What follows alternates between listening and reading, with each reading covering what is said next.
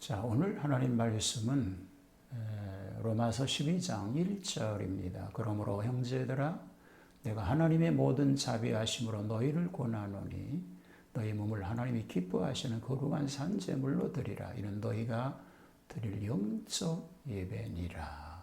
는 말씀입니다. 우리 성도들의 신앙생활에서 예배만큼 중요한 것은 없을 것입니다. 그래서 심지어는 교회에 나가는 것을 예배 보러 간다라고 말할 정도입니다. 그러나 정해진 시간 이외에도 우리는 이 예배를 생활화하여야 합니다. 형식적인 면에서가 아니고 내용적인 면에서 그렇습니다. 하나님께 대한 예배의 자세입니다. 몸으로 드려야 하는 것입니다. 그러므로 예배는 몸으로 드리는 것입니다. 자신의 몸과 마음이 없이 그저 형식적으로 드리는 예배는 적어도 영적으로는 아무런 의미가 없습니다. 아브라함이 자기 아들 이삭을 제물로 드린 듯 예배가 진정한 예배가 되어야 합니다. 사회가 현대화되고 신앙이 파성에 젖어듦에 따라서 예배도 형식화하는 경우가 많습니다. 그러나 우리는 언제나 예배가 나의 몸으로 드리는 것이라는 것을 알아야 하는 것입니다. 하나님을 기쁘시게 드려야 합니다. 시편 기자는 기쁨으로 여호와를 섬기며 노래하면서 그 앞에 나아갈지어다라고 노래하였습니다. 하나님을 섬길 때에는 반드시 기쁨으로 드려야 합니다. 하나님께서는 그것을 원하시기 때문입니다. 어떻게 하면 하나님이 기뻐하실까? 혹은 나는 어떻게 하면 언제나 기쁨에 넘쳐서 하나님을 섬길 것인가? 우리의 고민이 되어야 합니다. 형식적으로 드리는 것은 참다운 예배가 아닌 것입니다. 영적 예배로 드려야 합니다. 예배에 있어서 가장 중요한 자세는 신령과 진정으로 드려야 하는 것입니다.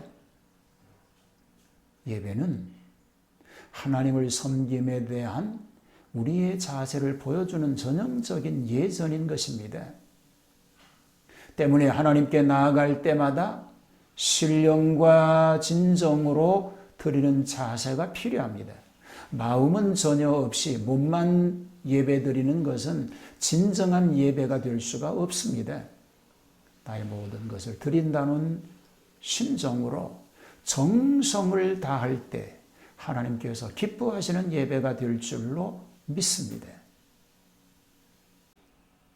예배를 생활화하려면 먼저 기도 생활을 하라고 말하고 있음을 볼 수 있게 됩니다. 쉬지 말고 기도하라고 하셨죠. 어떻게 쉬지 않고 기도할 수 있을까요? 그것은 항상 기도하는 마음으로 또는 하나님과 영적 교제를 나누는 심정으로 생활하라는 것입니다. 이렇게 기도할 때 우리는 예배를 생활화할 수가 있습니다. 일주일 동안 기도다운 기도 한번 하지 못하다가 예배를 생활화할 수는 없는 것입니다. 때문에 주님께서도 늘 기도하셨습니다. 주님의 제자들도 기도하였습니다.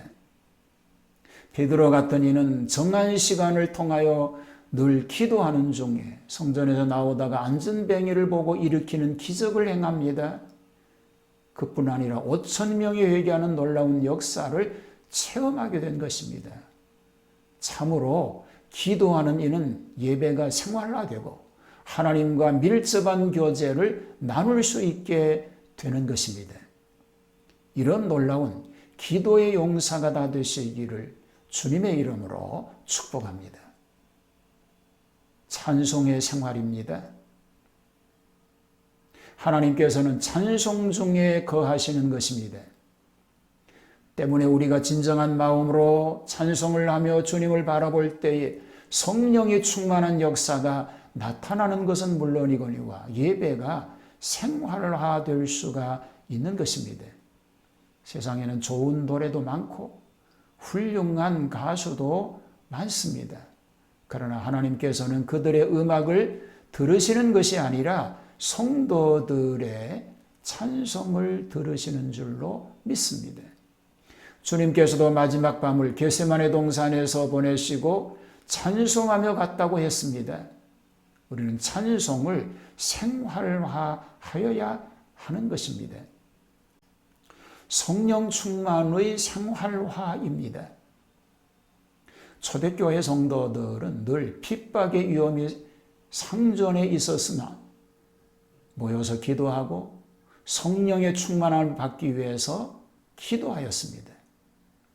그럴 때에 그들은 담대한 용기를 얻고 복음을 전하기에 열심할 수 있었습니다. 우리가 성령 충만할 때에만 예배를 생활할 수 있다고 하는 것을 믿고 그런 믿음의 삶, 성령 충만한 삶이 우리 가운데 넘치게 되기를 주님의 이름으로 축복합니다. 예배를 생활화하려면 예배하는 자에게 복을 주시는 하나님을 믿어야 하는 것입니다.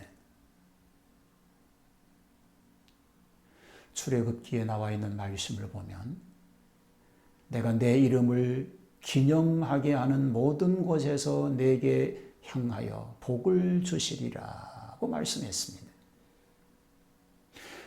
하나님께서 예배 드리는 자에게 복을 주신다는 것입니다. 제단을 쌓고 화목제를 드리며 주님께 예배할 때에 하나님께서는 그곳에 임하셔서 크신 축복을 내려주시는 것입니다. 그리고 능력이 나타납니다. 억울하게 옥에 갇혀 있을 때에 바울과 실라는 어떡합니까? 찬송을 합니다. 그리고 하나님께 기도합니다. 하나님께 예배하였다는 것이지요. 그럴 때에 옥문이 열립니다. 죄수들은 듣습니다. 그 찬송 소리를. 간수는 스스로 구원을 요청해 옵니다. 예배는 이렇듯 능력이 있는 것입니다. 때문에 우리는 항상 예배를 생활화하며 살아갈 수 있게 되기를 주님의 이름으로 축복합니다. 우리는 예배 드릴 때에 소홀히 해서는 안 됩니다. 성전에 난입했던 우시야 왕의 모습을 우리는 기억해야 합니다. 예배는 하나님께 드리는 것이기 때문이죠. 사람의 욕구를 채우려고 드리는 것이 아니다라고 하는 사실을 알아야 합니다. 그런가 하면 성전을 기피했던 요담과 같은 사람 되어서도 안 됩니다.